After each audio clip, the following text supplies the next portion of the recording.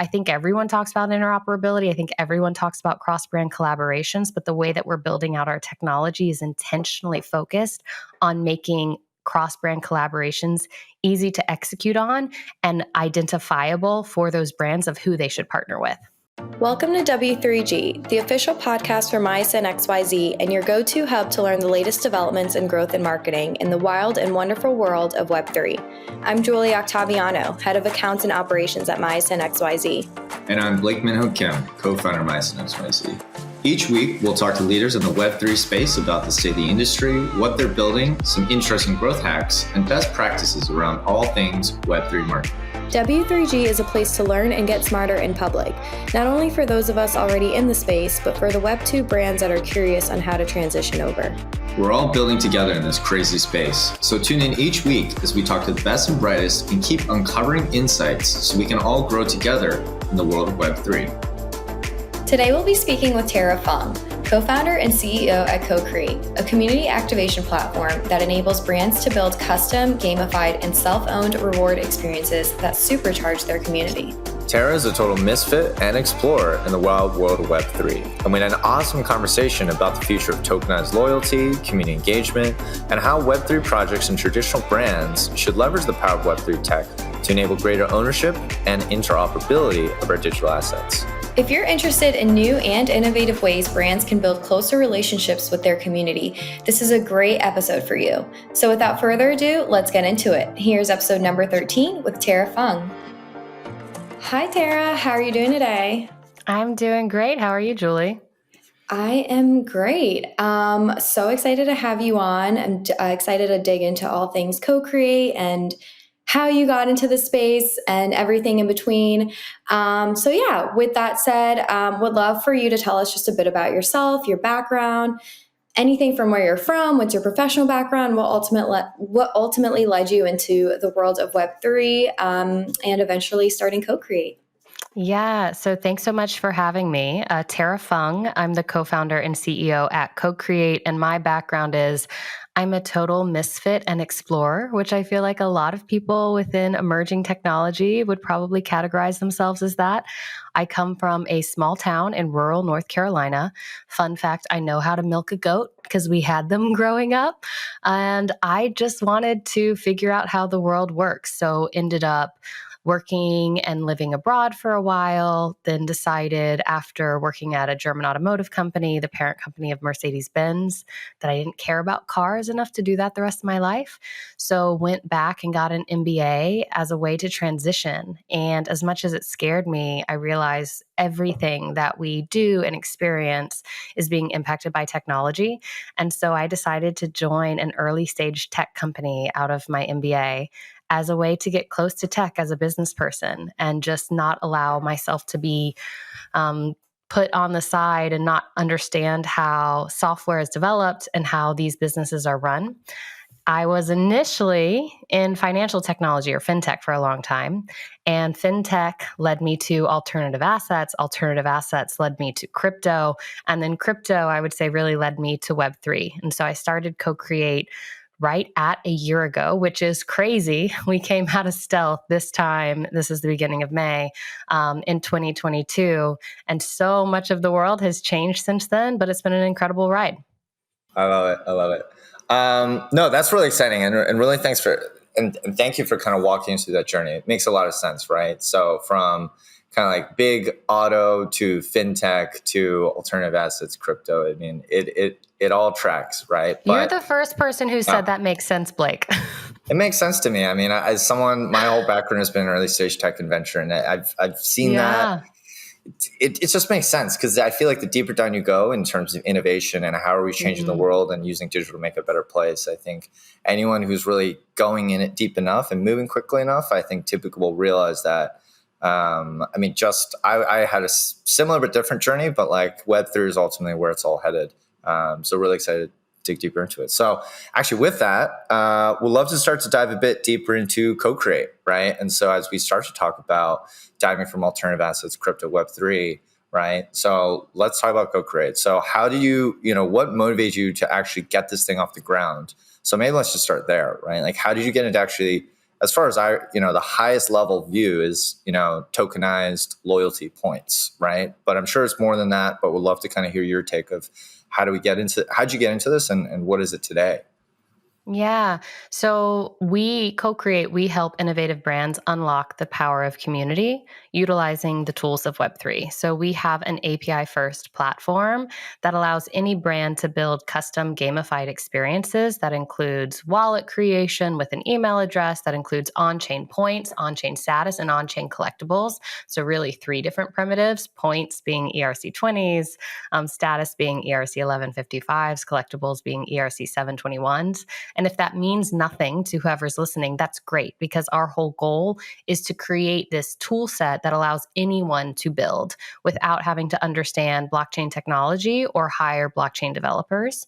And the way that I got to doing this is initially it started by taking a look around at what was happening within the world of Web3, and that there were these nascent consumer brands across media, entertainment, fashion, sports, gaming, and they were calling themselves NFT projects, but they were really small brands that were just creating a tight, exclusive community as a starting point and then using that to scale.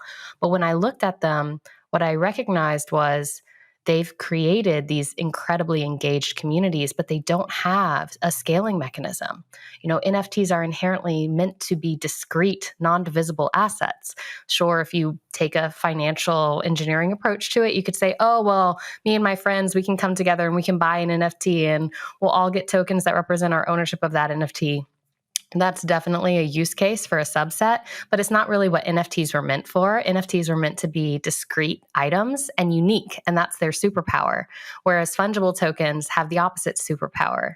They are meant to be divisible, summable, on-chain points effectively. And so what I thought was, how can we support these incredibly early but exciting brands in scaling their impact, their reach, and in doing so in a way that is Web3 native, that actually rewards the audience and the community members that have given life to these brands early on and have been the advocates for these brands. And so initially, our co-create was a protocol. We were back-end infrastructure that allowed other developers to build on top of us to launch fungible tokens that would be the mechanism by which these NFT projects could decentralize control of their project over time. And the world changed a lot last year. No one is really launching fungible tokens as a way to expand and reward their audience. And if that token is freely tradable, because there's just such regulatory uncertainty and lack of clarity right now. And so when we looked at what we'd built, we said, wait a second, if we have an on-chain point system where those tokens can be earned and redeemed, but they can't be bought and sold, well, that starts to look like loyalty points. But what if, because this is on a blockchain, we could do really interesting things where we could program those assets to be able to be used across brands selectively, where brand A and brand B could say, you know what, for a campaign or for an evergreen type of offering, we'll allow our points to be used at the other brand as a way to acquire and engage customers. And then what if we added status as a loyalty on-chain asset, where you can actually own your status with a brand, not just your points, and that's freely tradable. And then what happens if we start to actually look at how can brands reward and recognize these special moments through on-chain collectibles? Like, that's a concept that doesn't exist within Web2 loyalty. So we started recognizing that we could do loyalty better if it had a core concept of ownership at its heart. And we brought quote unquote loyalty on chain. But I don't think it's by copy pasting what we know in Web2. I think it's about really finding those innovative brands that are wanting to do things differently and want to give up a certain degree of control and input and voice to their audience and create this community of super fans. And those are the brands that we're excited to partner with at Co-Create. I love that, and I think it really fits into. We have a similar take, and we call it direct to community, which is the exact same thing, right? Which is this whole idea of the marketing funnel and the existing digital marketing paradigm that we know today, right? It was very much built on Facebook and Google over the past decades, right? And who are they but really just big middlemen, right? And just like you're talking about, the whole premise of Web3 is about ownership. And through what the type of stuff that you guys are creating, you're actually enabling the brands to have that direct ownership and relationship with the communities, which is really exciting. So actually with that, we'll love to build, because I think this is something we think about a lot of the time, and we've talked to some different brands around this. We'll love to kind of get, would love to get a better understanding of when you talk to these brands, I guess, what are some of the biggest blockers, questions, challenges, or misconceptions even that a lot of these maybe CMOs and chief digital officers, whoever it may be that you're talking to, what are the things that you keep hearing that maybe could be better addressed or educated? I'm not sure. Yeah. Yeah, so we have two ideal client profiles or ICPs. One is a Web3 native organization that says, hey, in order for me to scale and have the impact and reach that I aspire to, I need to go beyond Web3 native users, i.e., walleted self custodial users. And so, Boys Club, one of our partners, is a perfect example of that. They have an incredibly buzzy, exciting brand, and they started out as a DAO, and now they've got this media company, and they're saying, hey, we need to be able to expand our audience. And so they're a perfect fit for what we do. But they also want to expand their reach in a way that still is built on Web3, because that's so core to their own identity, but allows for easy onboarding where, wallets are created with an email address, for instance, and tokens are minted and burned gaslessly for that end user individual. The other ICP, which I think is more of your question, Blake, is the established brand, the one that has global reach, that's been around for a while, that does have a chief digital or chief technology officer, that may have done one or two Web3 drops, but haven't really changed their business model to account for Web3. And what is a common question or misperception is that blockchain and tokens, these are programmable assets. You can really program them to do all sorts of different things. And so a lot of times we hear a question around, okay, well, am I going to make my status or my on-chain points or any sort of drop or collectible, and I'm going to make that tradable or soul-bound, non-tradable?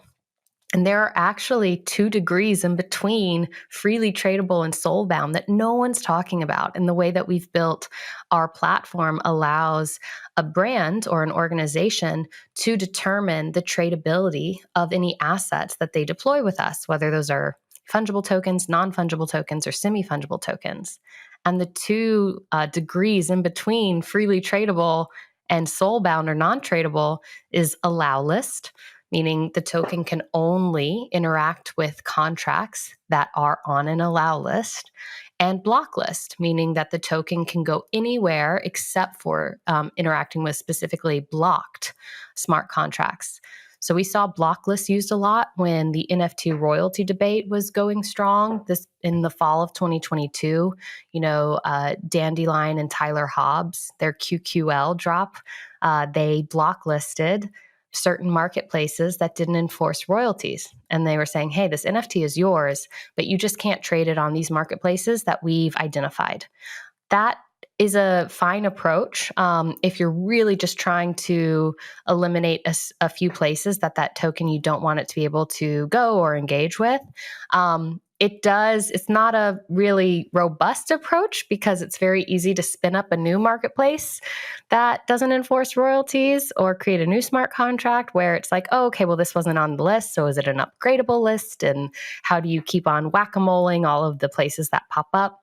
But one that isn't talked about a lot is allow list transfer restrictions, where a brand can actually define, here are all of the places that my tokens, my assets can be used. And it can be used within my own brand ecosystem. It can be used with partner brands. It can be used with these marketplaces, et cetera. And it really allows you, it's this robust design space. And not enough of I think the tech leaders that aren't Web3 native at these larger companies understand that they have this design space to play with, which can drastically reduce regulatory risk and uncertainty, and can also just open up new and exciting ways for them to launch community engagement and reward programs that fit their needs and their interests, for like this current environment, but also allows them the space to adjust those programs over time. Because with all of our token contracts, we write all of our own smart contracts. These are all upgradable contracts, which just means you can remove transfer restrictions later on if you want. You don't have to be stuck in a decision you made, years ago, even if the environment around you is changing. Makes sense. That's awesome. I guess you kind of touched on this just now, but I know you originally mentioned how Co-Create differentiates from traditional loyalty platforms or just traditional loyalty programs when we're talking about, Web 2. But given what you just said, how do you think Co-Create differentiates itself from other tokenized brand loyalty programs? And again, I think you may have just alluded to all of that just now, but when you're speaking to kind of these more traditional legacy brands, in addition to the Web3 natives, right? I'm sure it's something that comes up a lot. I'm not sure if you guys have direct competitors or just how you view yourselves differentiating in terms of the value that you bring and the things that you can do from some of these other platforms that are popping up. Yeah, our key focus and what we think that we do differently than what is possible in Web 2 and that we try to execute on better than any other companies in Web 3 is ownership and interoperability. So Web3 enables ownership of digital assets in a way that isn't possible or as easily possible within Web 2. I always give the example of, in the case of all of the loyalty programs I'm a part of, I don't actually own my loyalty. It's not mine. If I ever decide I don't want to engage with that brand going forward, I just have to leave everything behind, my points, my status, any sort of benefits that I've accrued. And so if I can't take it with me, or if I can't give it away or sell it, was it actually ever mine to begin with? Delta is an example that I like to reference because I moved from New York to Nashville and I had silver medallion status. But when I moved to Nashville's not a Delta hub. And so there aren't a lot of flights that I can take with Delta, especially direct flights, which also is just a Nashville thing versus a New York thing, but it's definitely true. And so it would have been amazing. And it would have made me so excited to tell everyone about it if I could have gone and sold my silver medallion status. Like, holy smokes, how cool would that be? Delta, it would be net neutral. They're just getting another customer at that level. They could embed a royalty. They could list the places where I could sell it so that they know that these royalties are enforced, but they could actually create a more engaged customer and a lot of hype and advocacy for people to talk about this. And that would, if there are programs where I can actually own my loyalty, I'm going to want to engage with those programs more than others. So that's an example of like how the ownership is so possible through Web3 versus Web 2. Within Web3 providers in this space, say we're really targeting interoperability among brands, and we're building out our architecture in a way that allows a brand to know if an individual is part of multiple loyalty programs and allows a brand to easily add other brands to their allow list where their points or their status or their collectibles can be used at other brands. And it's all selective and controlled by the brand where they get to say, hey, I'm Lululemon. I know that Soho House is my target demo. I'm going to allow my Lulu points to be used at Soho House and vice versa. I'm actually going to accept Soho House points at Lululemon for special offerings, for early edition products, for access to exclusive goods or discounts. And this is great business for both Lululemon and Soho House because now instead of going through Google or Instagram or Facebook to try to find the demographic, to speak to that demographic, they are able to partner directly with other brands who are serving the same customer segment. And there's value to the customers as well because they're getting more targeted offers and products and services that they are likely to benefit from. And so I think everyone talks about interoperability. I think everyone talks about cross-brand collaborations, but the way that we're building out our technology is intentionally focused on making cross-brand collaborations easy to execute on and identifiable for those brands of who they should partner with. I love that. And that actually kind of brings up a couple other thoughts, right, connected to this, because I think kind of going back to what we talked about earlier, I think, right, like Web3 is all about ownership. And I think you're right, like ownership and interoperability is so critical. And I think you already started to answer it, right? So I think this is just drilling a little bit deeper. But when we talk interoperability between brands, and we talk about, I'm owning my Lululemon points and I'm, cross-polling them with Soho House and whatnot, what I'm kind of hearing is like you're almost building this, I don't know, more Web3 native kind of marketplace for brands to, again, like cross-pollinate their audiences, which is incredible. There is a question of, and I think there's no right answer, right? I think it's like everything's on the spectrum of openness versus closed ecosystems, right? But I guess there is a question of when someone has those Lululemon points, in theory, even though they are more interoperable with other brands, are you able to then kind of take it out to the open marketplace and do it separately, or is that up to the brand, or where and is it just on a case by case basis? Which I just want to better understand, brand to brand, that makes so much sense, but then how does it fit into the bigger picture? And how do you guys think about that? It all comes down to, so whenever a brand or an individual or an organization is launching any form of on-chain asset, a token, whether that's fungible, non-fungible, semi-fungible, they get to program it how they want. And so we are really focused on creating that robust design space so brands can come up with the programs that best fit their needs. To the targeted answer to your question, Blake, is if a brand has that let's call it their on-chain points, say that on-chain points are a component in their Web3 powered loyalty program. We often advise brands to make those on-chain points allow list transfer restricted so that the usage of those points, meaning the ability to burn them to get access to certain goods, services, benefits, is defined by the brand, and that brand can update that list of approved uses over time. So maybe initially it's only within their own universe where you can access their rewards marketplace, you can enter raffles with the points, you can purchase goods that are denominated in the points, you can redeem it for discounts or get on an allow list for a future drop.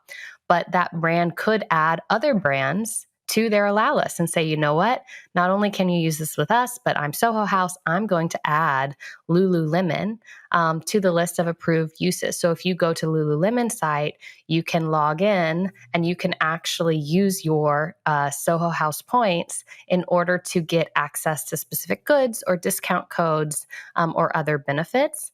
The reason that we really encourage brands to utilize the allow list transfer restriction for points is because right now, freely tradable fungible tokens are just under a microscope, and there is so much regulatory uncertainty associated with it.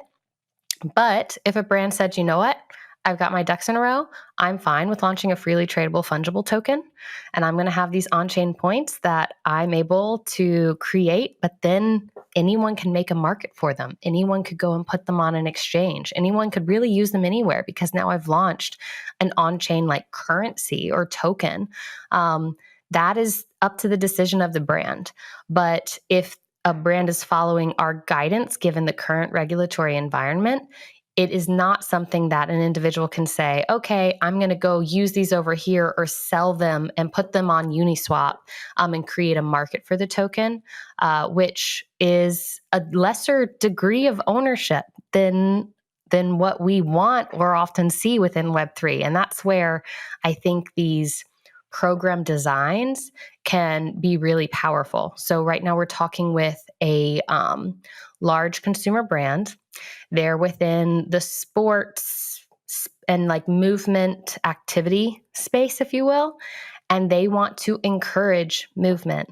And they're saying, hey, what if we, through one of our apps, which allows you to track your movement and to like go and do certain exercises and activities, what if we gave out on-chain points for all of these activities? And what if, as you get those points, there's a dynamic NFT, which you can launch through the Co-Create platform as well. And the dynamic NFT upgrades based on how many points you've earned within a specific period.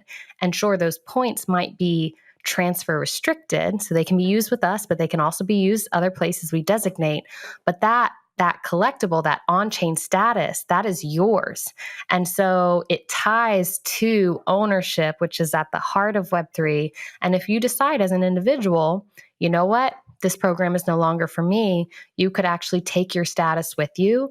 You could keep it as a memento. You could sell it on the open market, et cetera. And so I think it's about just coming up with the design that still creates the right guardrails for brands to be conscious of what they're trying to achieve, but also the environment within which they operate, but still gives an unprecedented degree of ownership to individuals. Because ownership, it's good business. If people, like I always say that what we know of as loyalty programs, they aren't loyalty programs. They're captivity programs. They are retention marketing programs where it's, if I give you something that you can only use here, will you please come back if I offer you a 20% discount?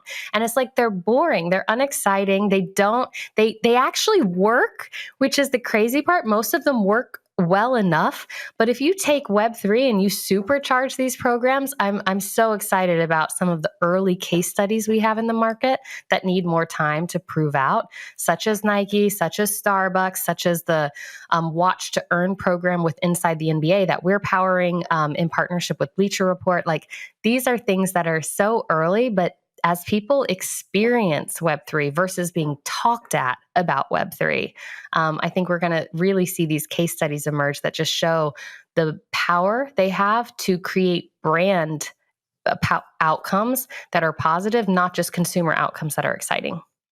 I love that so much. And I love that quote. Just what was it again? That existing loyalty programs are really just captivity programs. That's it. That's a really great framing, and it makes so much sense. Yeah. Yeah. Because the thing is, it's like loyalty is something that you freely give, that is yours to give. If it's not yours to give, then it's not actually loyalty, and it shouldn't be called loyalty. Like, the term loyalty is an incredibly powerful concept. And like, as brand and marketing leaders, I know it's a euphemism for retention marketing, but I want to imbue it again with the power that it's supposed to have. So natively, that's inherent in what the word is supposed to mean. And I think that is possible with Web3. And I don't think it's because, brand leaders are going to become altruistic. Like, this can benefit a brand and benefit an individual at the same time. And we just need to see more use cases where brands are utilizing these technologies in really exciting ways without the individual even having to know. Because the biggest problem in my mind right now is there's such a hump for an individual to get into Web3. Like, holy smoke, it took me 4 months to understand why a self-custodial wallet was a thing. I'm like, I've never carried a physical wallet in my life. The name means nothing to me. Like, why do I want to be my own bank? I don't. I want to have a bank. Like, that's what I'd rather do, at least before SVB and everything else. But then when you experience it and you get over the hump, you're like, okay, I get it. I get why this is so powerful. But for mass market, it's not going to get to that high adoption use case unless we make onboarding simple, easy, and experiential first, as opposed to like knowledge first, where it's like you have to appreciate it and then you experience it second. That's not how products get to mass adoption. 100%, 100%. And I think that's something that, especially as people who work in Web3 almost full time, right? Like, we like to say it for MySN, we're very much about bridging the gap between Web3 and Web2. We work with traditional brands, but of course we're always, we live in Discord, we talk to Web3 companies all day. And I think it's exactly that, which is, I think people get so stuck on this idea of decentralization and ownership that we take it to the nth degree and we don't recognize the market realities of most people don't want to be their own bank, like you just said, right? We want other people to take care of that for us. There are pros and cons and there are in-betweens, and there's a huge spectrum of that. But I agree, to get to mass adoption, we have to think a little bit differently. And actually, the other thing that I think was really insightful and helpful to hear was just earlier when you were talking about just the the nature of fungible tokens, right? And the current regulatory environment is not favorable, particularly in the US, right? So it's really refreshing to hear just the perspective you guys have and how you're thinking about. I mean, the real world, it's compliance, right? Like at the end of the day, these businesses and these corporates and these more traditional brands, that's what they have to think about, because they can't be getting squeezed by the SEC for issuing fungible tokens that are getting traded like meme coins. I mean, particularly relevant to right now, that can't happen. So it's really great to hear that, you guys are thinking about that and working with brand partners on that front. I love it. Yeah, I like to joke like there are three co-founders for Co-Create, and we're kind of like the three musketeers. Like my background is all in go-to-market strategy, consulting, business development.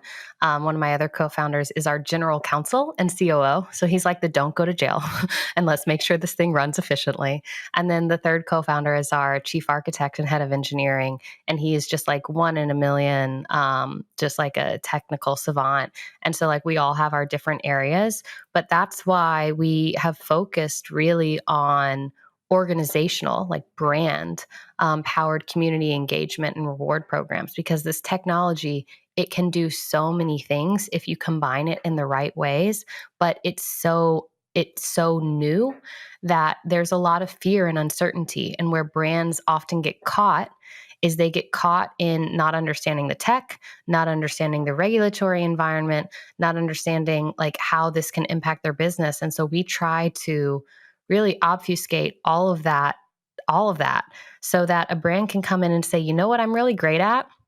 I am great at creating gamified, custom rewarding experiences. And I want to be able to build those experiences and have as part of it an ownership component and an interoperable component and a community driven or multi-party component where it's not just me talking at the audience and it's not just the audience giving information back to me, but it's allowing people to actually engage with one another, because community is multi-party. It's not one directional or bi-directional. And so they come to us and they say, hey, how can I build without having to worry about legal, about compliance, about the tech risk, about onboarding? And so that's really the tool set that we're trying to bring to market, and have already done so with several like large brands, so that they can create these gamified rewarding experiences, because that's what their core skill set is. Yeah. Speaking my language. I'm so happy. Yeah. On that, actually, especially given the fact that you're kind of the marketing strategy brain in the room, I see you guys have obviously announced a couple of recent partnerships. I, for one, I'm part of Boys Club, so I signed up to the Dimes program recently. But yeah, just zooming out a little bit, going back to like the theme of this podcast, would love to know how you guys market Co-Create, right? Because you do have such a vast clientele or demo of people that you're trying to partner with and work with, which is a great position to be in, because the masses are still in Web 2, but you guys are experts on the Web 3 space. What are your marketing efforts? Like, what's top of funnel look like for you guys, or what's bottom of funnel? Like, how do you approach getting the Co-Create name out there for these innovative brands who are looking to either dive into the space in general, or dive a little bit deeper, or come up with a new use case for how to use, whatever they're doing, their value prop to their users?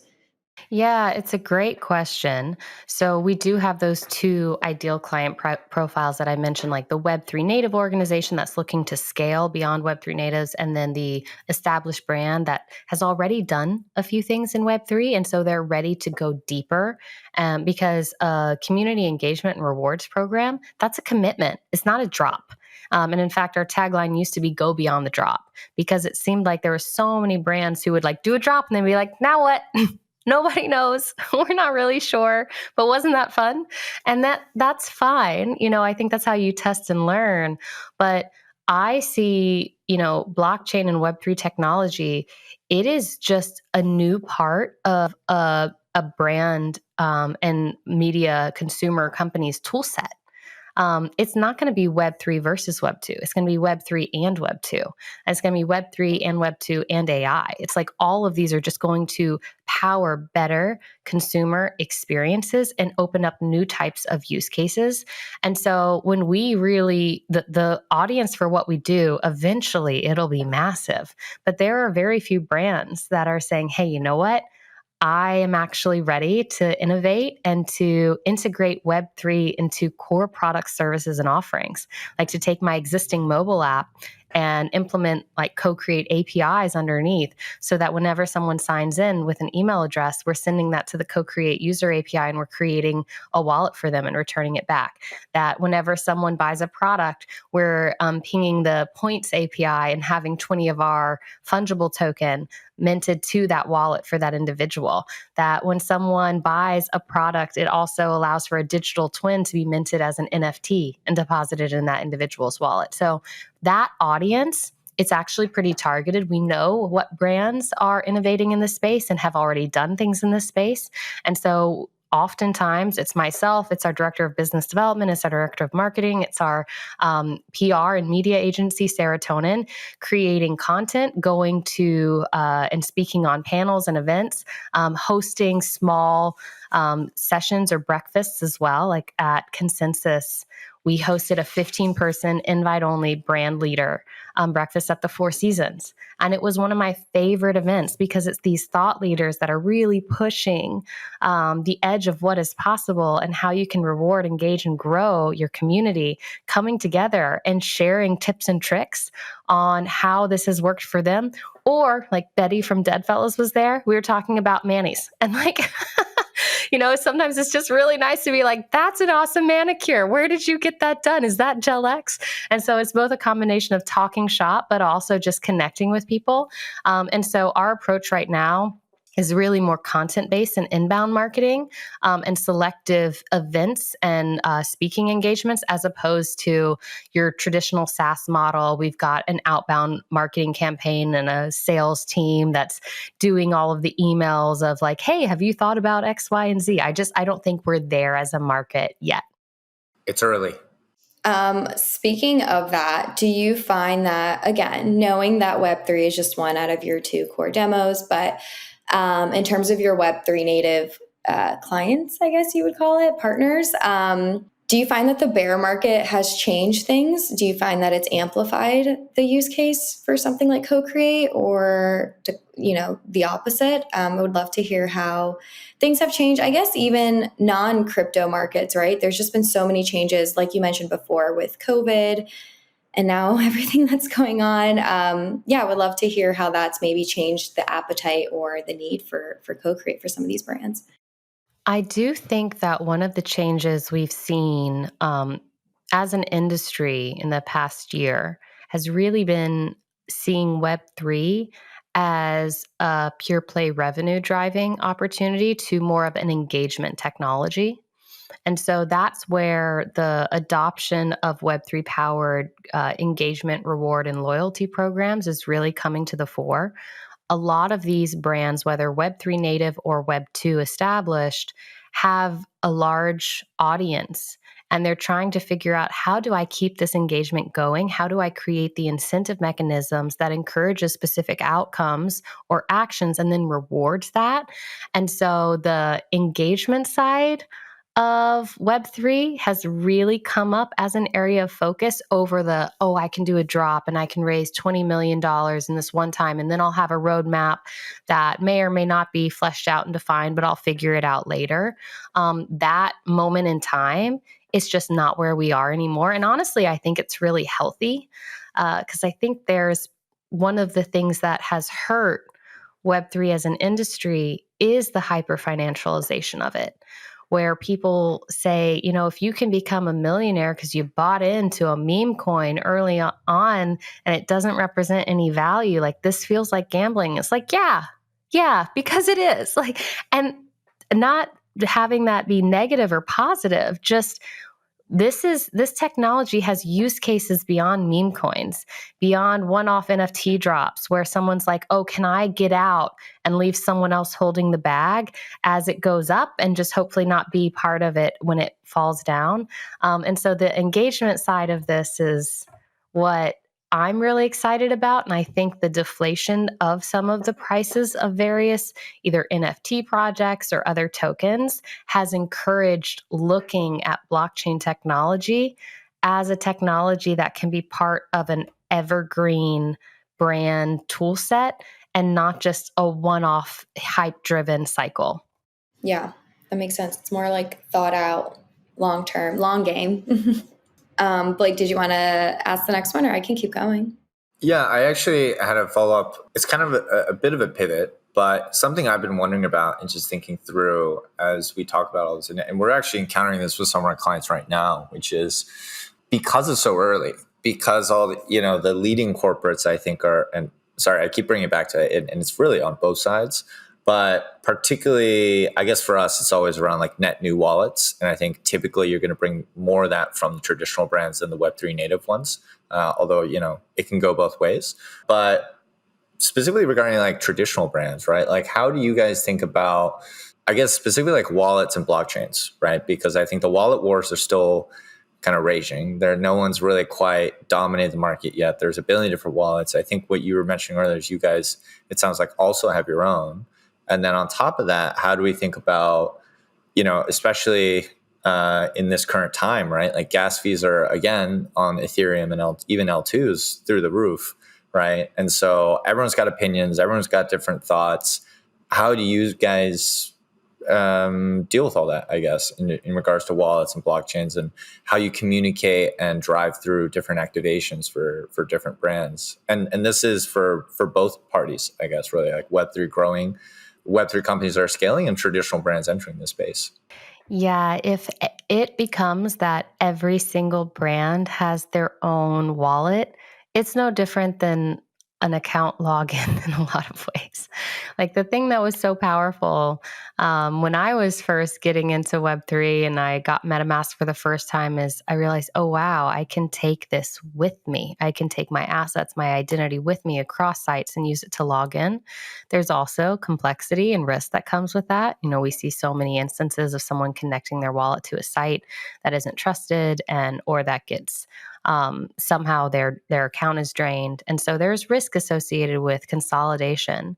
But what I think will be true is I think that individuals will have like their identity management and it will incorporate a lot of pieces that are Web 2 and Web 3, and that their user identity is just going to become its own type of data and assets that are combined together.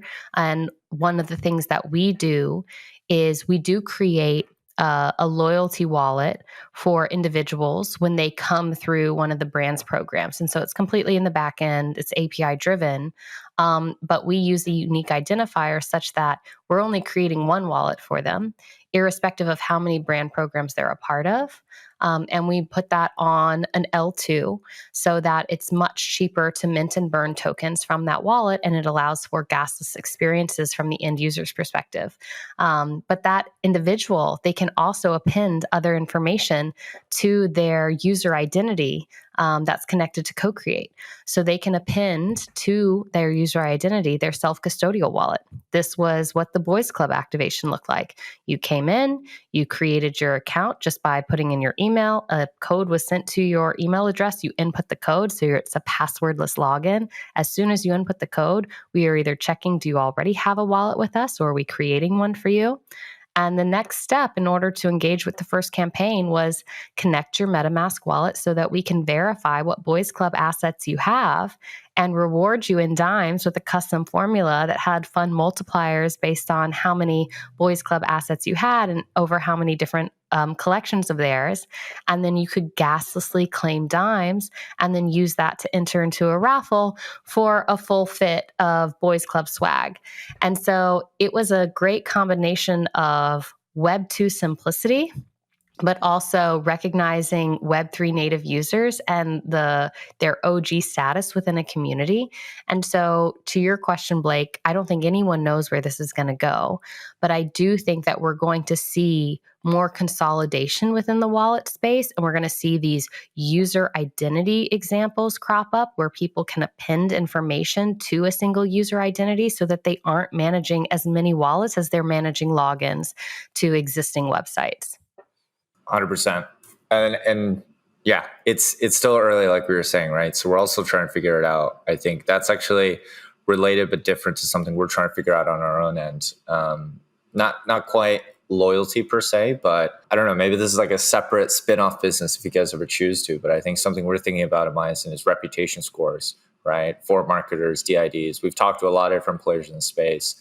I think it's still quite early. No one's quite figured it out, but there's a lot of work to do there, I think. So right now we're just collecting off-chain data. We want to move it on-chain.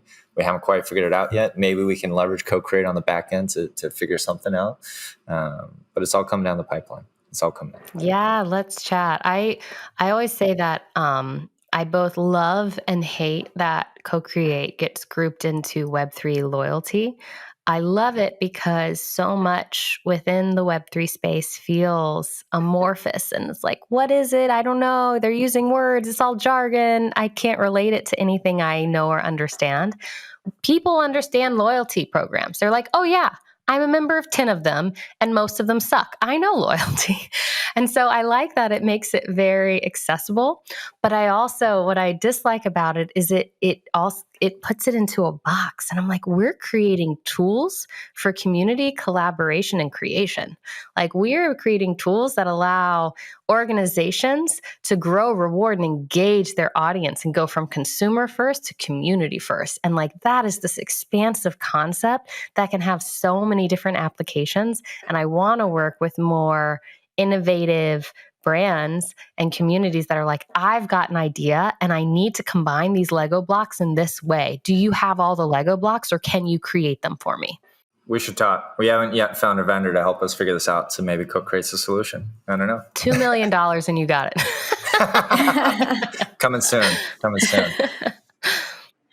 Was there anything on that? Was there anything about the value prop that Co-Create offers all these brands? Was there anything that surprised you on what stuck with certain brands? Like, basically what brands were looking for, or what some of the value props that you pitched to them, the ones that they really highlighted as a need? Like, I feel like it's probably pretty straightforward, but do you notice there's a huge difference between the traditional brands versus the Web3 native, or just anything about your value and brands' reactions to that surprised you?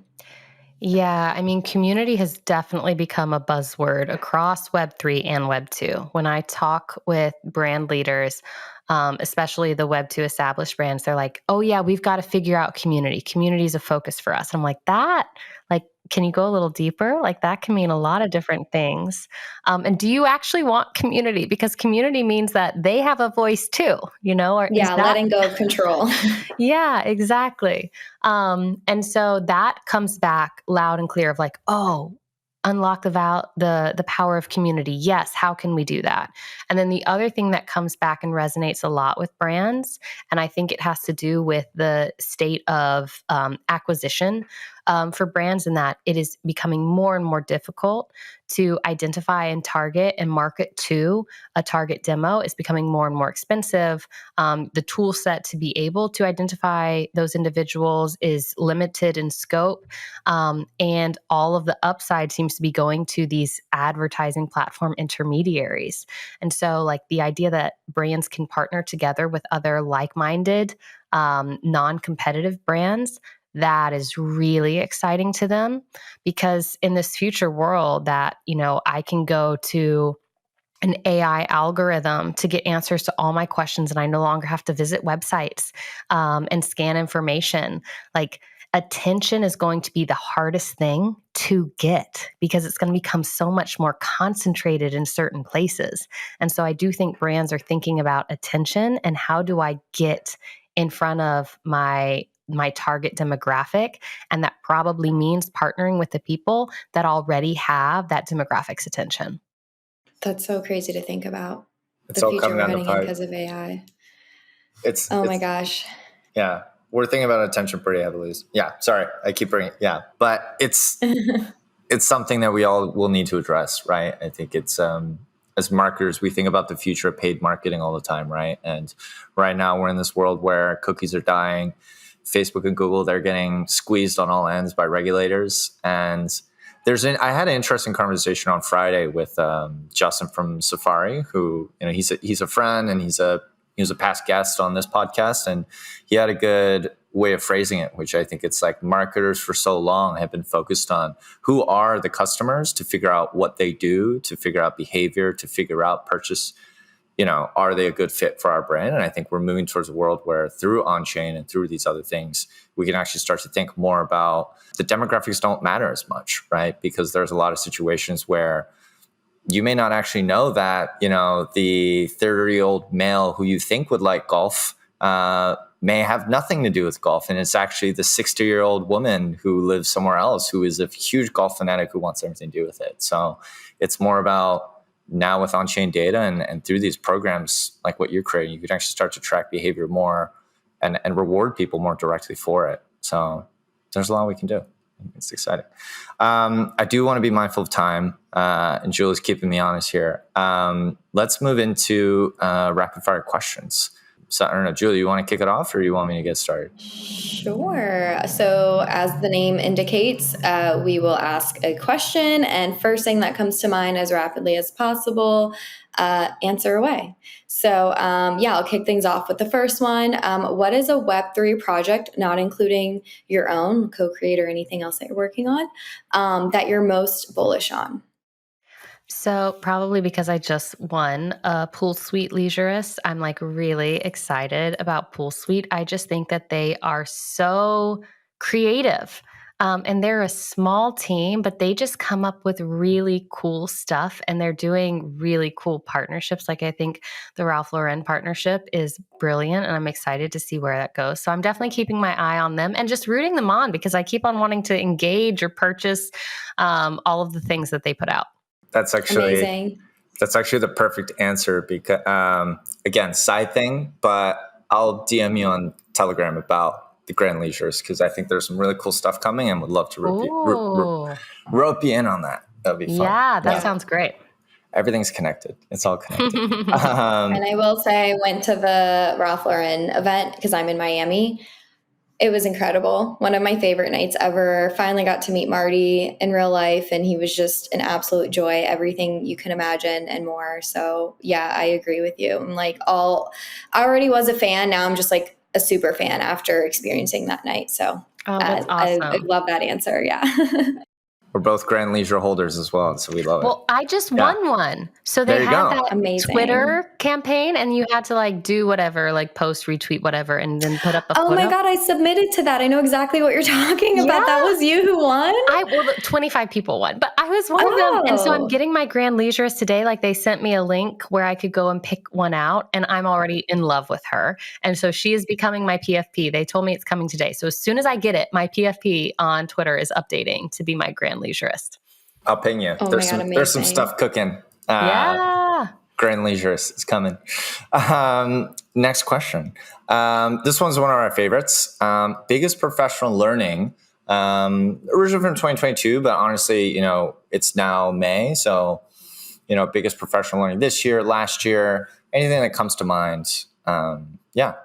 Yeah. I think it's, resilience, and there are very few things that are actually as bad as they might feel in the moment.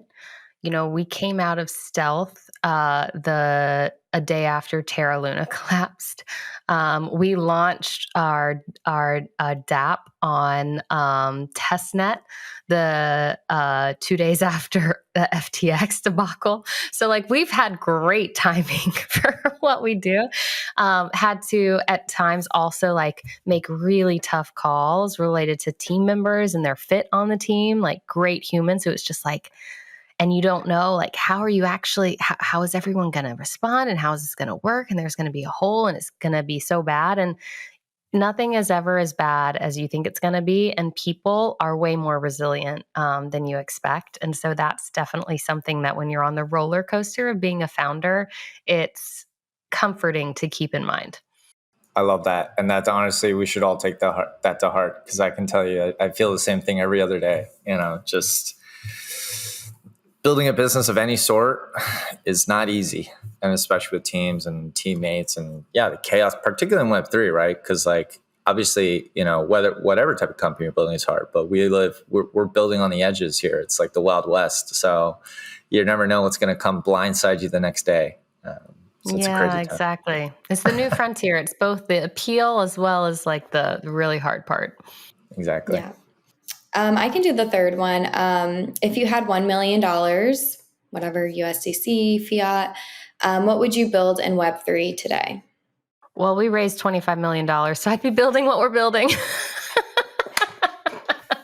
that terrible?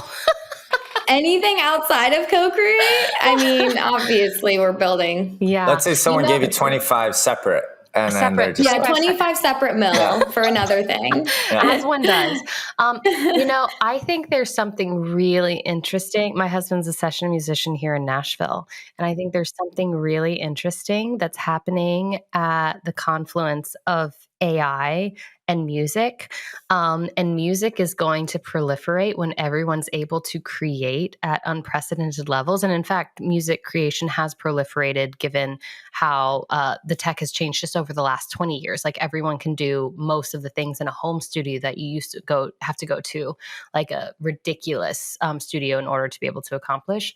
And so I don't know what the idea would be, but it's something around rights and creator tools so that more individuals can create and curate music for utilizing artists who have approved the use of their voice, which I think there will be a growing number of the grime style artists who are like, yeah, this is really cool. And I can just actually expand my impact if I allow other people to create alongside me, utilizing the things that makes me me, but I'm not giving up full control. It's still something that I'm giving a certain degree of rights to. So something in that space, I don't know what it is, but the last few weeks have been so exciting to watch, and also introduced a lot of really tough questions as well.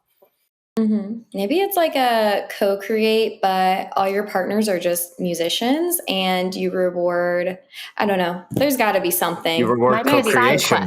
Yeah. You reward the artist for lending their voice. Yeah. You reward, I don't know. There's got to be something, but that's super cool. They're co-creating, guys. They're co-creating. That's the point. Yeah, literally. Literally.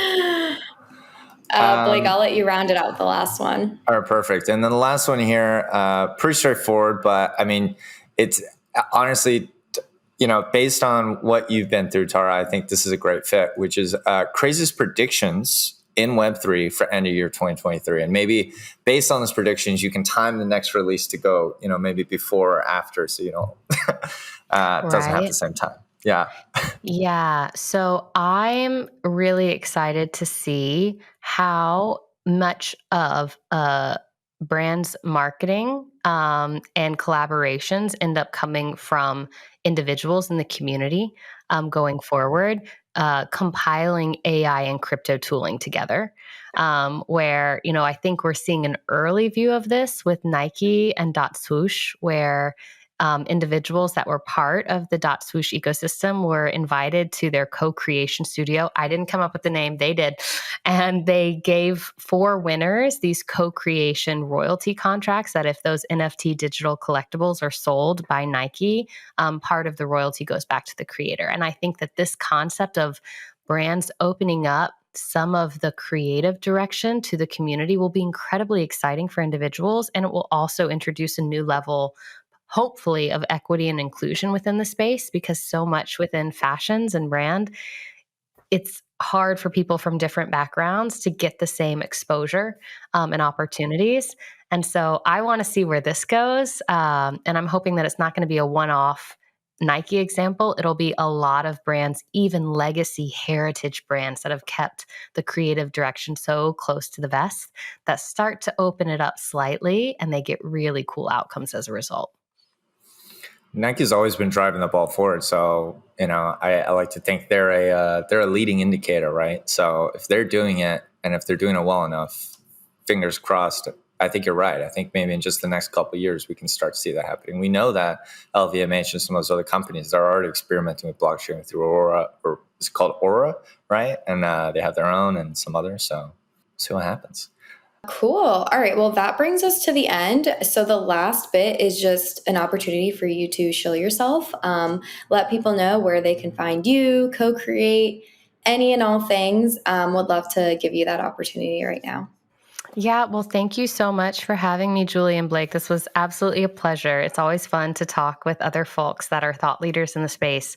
You can find me at non-fungible Tara, Tara, on Twitter. DMs are open. And you can follow Co-Create on Twitter at #usecocreate, or go to our website at usecocreate.io. And I do host a weekly rug radio show called Nerd Out, and we go and do panel style interviews at all different sorts of topics. And so if you follow me on social media, you'll see some of those there. We've got one coming up, depending on when this is posted, that's on brand rewards and loyalty programs. So should be a fun topic. Boom, boom. I love it. I love it. Amazing. Thank you so much for coming on. It was so nice meeting you and getting to know you and getting to know all things Co-Create. Yeah, really appreciate the time and the conversation. So thank you. Likewise. Thanks for having me. All right. Thank you so much. We hope you enjoyed this episode of W3G. If you'd like to learn more about Web3 marketing, please visit myosin.xyz to get started. And of course, if you're a fan of the show, please be sure to show us your support by subscribing and leaving us a review on Apple Podcasts, YouTube, Spotify, or whatever platform you're using to tune in. Thank you so much for listening, and we'll see you next time.